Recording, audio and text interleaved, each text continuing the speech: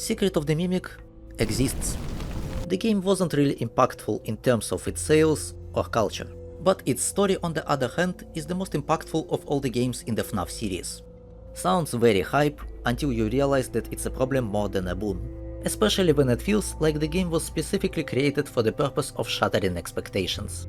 I know plenty of people who don't like when others speak negatively about this game, but I will do it anyway. So let's look at the story of Secret of the Mimic and see just how damn disastrous this game is. Yeah, at this point I'm not afraid to call it disastrous.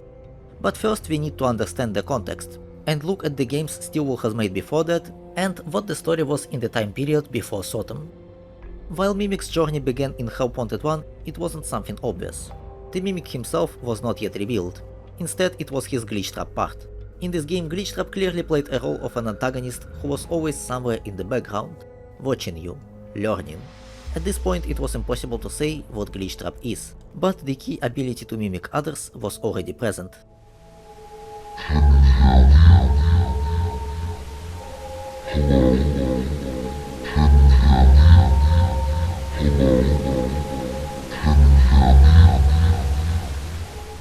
The setup for the Mimic was in place, and security breach with Tales from the Pizzaplex were in the works, and were coming next to continue it. And then security breach happened, with a very unfortunate diversion to nowhere in this story. Almost nothing in the game was even hinting at the Mimic, while glitch trap was nearly absent. Very surprising considering his importance in Help Wanted 1. At the same time, Tales from the Pizzaplex was moving forward, and now it was up to it to actually return the story back to the Mimic, which it did in the very first book with the first part of the epilogues. There was a bit of a problem though. You see, not everyone can read. Not everyone holds books in high regards, so when Tales began to fix the story, it has not been taken seriously for a while, especially when it comes to plenty of FNAF theorists. It is not until the later books like GGY, The Storyteller or Tiger Rock that the story finally began to make sense. And even then, it took an entire DLC to Security Breach Ruin to finally show everyone that Tales and its narrative about the Mimic, Edwin, Gregory and the rest is important. And while some were trying to debunk Tales with arguments like Pizzaplex is different in Tales years prior to Security Breach, therefore it's not canon. As if they have never seen how a building can change in the span of a year in real life, the story was finally becoming straightforward. The only downside was that the story was spread out through both games and books, and not just games. But at least one could look at the entire thing and say, yep, looks like a somewhat consistent, straightforward narrative. And another important part of that narrative was that this narrative was basically not affecting much outside of it. Mimic and his story were contained to the games from Steelwool and Tales from the Pizzaplex, and he was only loosely connected to the rest of the story. This is important, because with Steelwool the franchise had a shift in its gameplay and visual style, which for some was a bad thing. So it sounds like a fine idea to have the story from the Mimic's era to not intersect with the story before that in any serious way. Yes, you see references to older games. Yes, you may see mentions of some old events, but it has no effect further than that. The only story that could imply some sort of connection was the story The Mimic, and even that story played its card safe. The only connection you had there is a brief mention that Edwin is working on some costumes for Fazbear. William and Henry are never mentioned there, and from the looks of it, Edwin didn't even know them. And in turn, Fazbear didn't even know what the Mimic is, or that he exists at all. Basically, with the way the story was, it was simply implied that after Edwin disappeared after David's death, Fazbear took the Mimic, put him into their storage, and later one circuit board appears in Help Wanted 1 after Pizzaplace's destruction, with Mimic's code on it, and most likely full of William's agony, hence glitch trap. Meanwhile, Mimic's endo was delivered to the Pizzaplex construction site, as they planned to make a museum out of the remains of Freddy Fazbear's Pizza Place, and one of the workers had repurposed it to speed up the work. Having two stories that are set in the same world just in different times sounds like both a split of your fanbase and a way to preserve the story people already liked. Not ideal, but not the worst thing you could do either. At least if you didn't like one era of FNAF, you could enjoy the other one. Now that the Mimic was in the spotlight after Ruin and Tales, glitch trap became redundant, and Help Wanted 2 quickly got rid of him. Not much happened in that game, it was kind of a filler, but the story still had part of Mimic's origins that was missing, It wasn't implied to be very important, but it was mentioned. That is some event that happened after the story The Mimic. An event that burned Mimic's endo and made Edwin have terrifying flashbacks. An event that will forever remain a mystery, and we will never see in either games or books thanks to this fucking. So my initial reaction to the first ever teaser of Secret of the Mimic was quite positive. It wasn't what I expected, but I thought that hey, if Scott wants to put Mimic's origins in the game format, then why not? We could see everything that happened to Edwin before David's death and after David's death. After all, the original story was leaving enough space for that. If the game can capture the violent nature of the Mimic, make him a Scary 4 and Aura Farmer 9000, and transfer all important character traits of Murray's, I'm all up for that. And then, Steve will show it something that kinda made me sus about this game. It was the reveal of my Astro Music Man. As cool as he looks at first, this guy really looked out of place, and it was the first red flag for me that something could be not right with this game. But I kept hope, especially since the trailer name-dropped Edwin, and then the game came out. And oh boy, where do I even begin? I'm gonna split the problems I see with this game into 3 parts: Mimic, Continuity, Intersection of Eras. Starting with the star of the show, the Mimic. Mimic had his small share of interesting spotlights. He was terrifying and interesting to look at in Tales, he had 1 minute of Aura Farm in Ruin, and I think the most notable example of his potential aura is the fun song by GT Music, Reflection, which has a great animation showing us Mimic from both Tales and Ruin in all of his glory. Very quickly in SOTM it becomes apparent that it decided not to follow Tales, which means that there was actually no barrier to what abilities Mimic could have. But the way Mimic is done in SOTM is so bare bones, it's just sad. He doesn't hunt the player, he doesn't make ambushes, he just spawns in a random costume in a room, which is just a glorified way of spawning the enemy right in front of you, and in case he spawned in front of you, don't worry. The Mimic in this game can't go through doors, he can't change his size to get you out of vents, and if you use either of those, he instantly forgets about your existence. Is the Mimic scary? Well, maybe the first time he chased after you. Then avoiding him becomes trivial, he is usually just a blind goofball. Speaking of that, instead of making this guy menacing, the game sometimes goes out of its way to make him a cutie patootie. Yeah, the same guy who supposedly kills people in the most brutal ways possible. Speaking of that, I'm not a fan of an idea that horror games must have blood or gore. But in our case it would really help to sell the idea that the Mimic is very violent. It's an important part of his character after all. But instead it's just not there. Like, I'm sorry, these occasional bodies across the factory don't look serious at all. This could have been rectified with jump scares in the style of Ruin. If you are afraid of blood so much, just make an implication that the protagonist died horribly. This would sell the idea that the Mimic is very violent. But nope, the jump scares are a complete downgrade and look like the game was supposed to be VR first. Which it probably was, but yeah, that went very well. And you know what's funny? In Tales, when Mimic was killing teenagers in the pizza place, he had a very interesting passive ability akin to EMP, making lights and other electronics malfunction and stop working when he comes close. In the book it was a very interesting thing that the protagonists used to their advantage. Like flickering lights were a warning that the Mimic is close. And they even tried to use it by luring the Mimic into a room to disable a fan in a vent. Since in this game Tails were thrown out of the window, it had a good opportunity to bring this EMP ability into the story here, much earlier in the timeline, but I guess this could make the Mimic interesting, so yeah, we are not doing that here either. So what can Mimic actually do in this game? He can randomly spawn, he can run very fast, and he can do voice lines of different characters.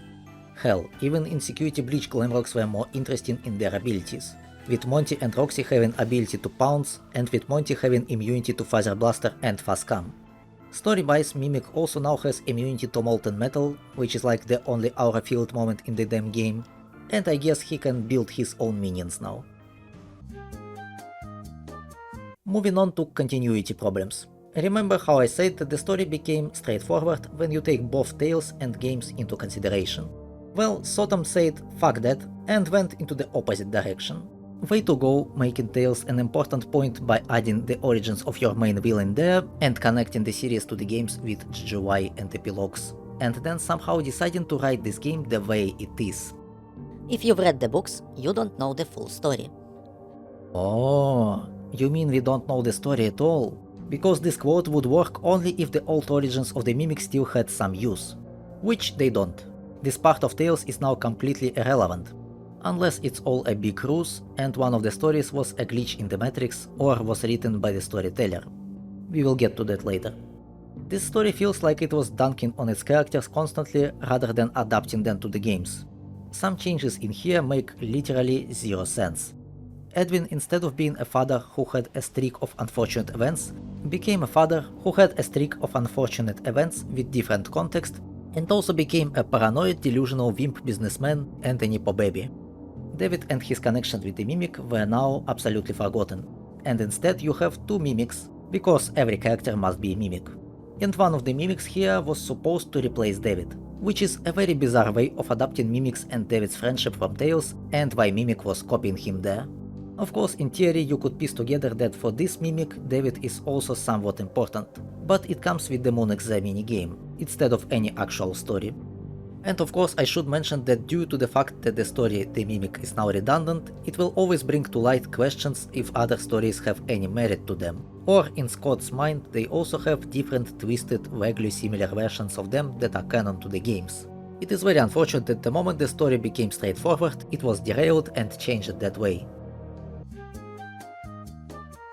The last part in this is the intersection of two eras. Two eras, that being the Afton era and the Mimic era.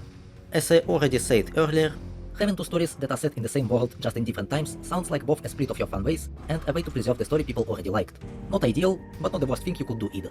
At least if you didn't like one era of FNAF, you could enjoy the other one. And instead of continuing it to be that way, SOTM tries to connect itself basically to everything in this franchise. And it tries a lot.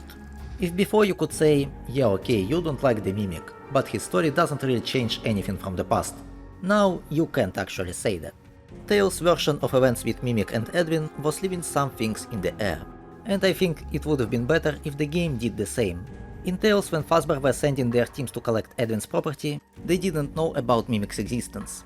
That was leaving room for speculation, if they did anything serious with him at all after capturing. In SOTM, Fazbear knows about the Mimic from the get-go, meaning that they already had plans for him or his program.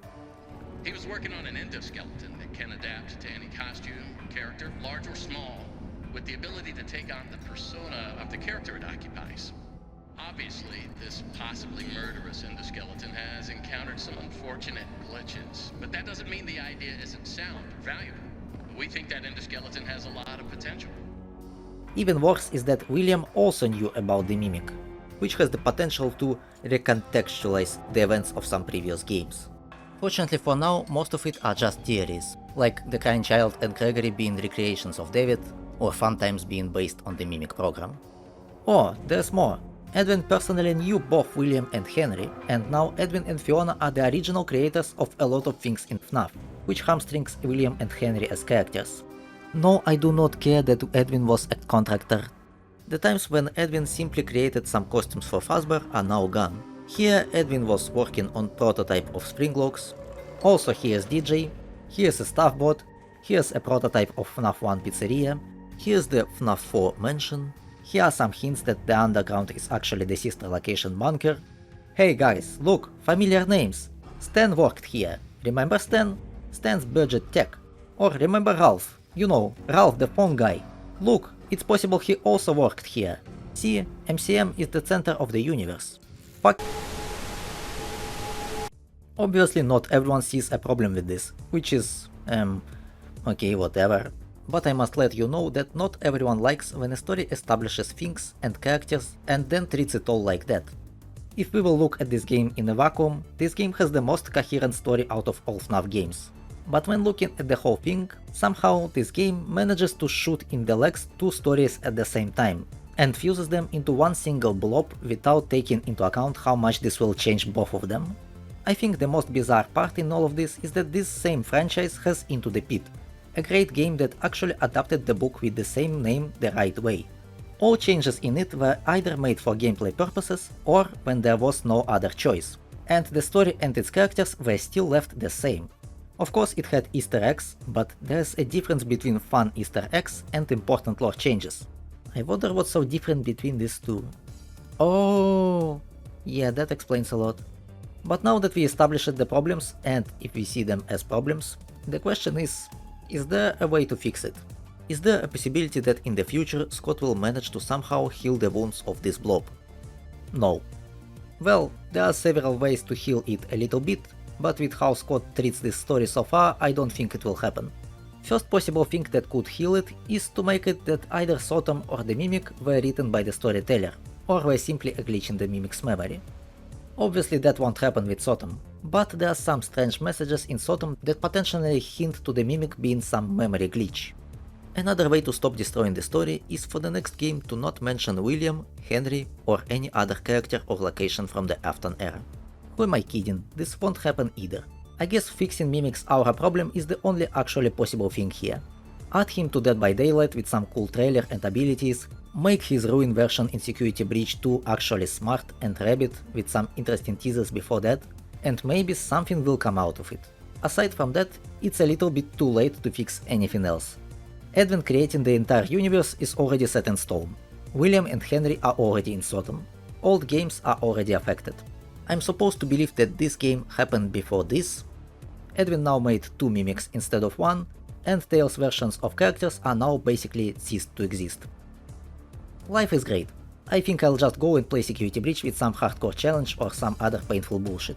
By the way guys, we now have a Discord server. You can find the link in the description. Thanks for watching. Press like and subscribe if you liked this video, watch another one if you want to. Good luck and I'll see you again soon.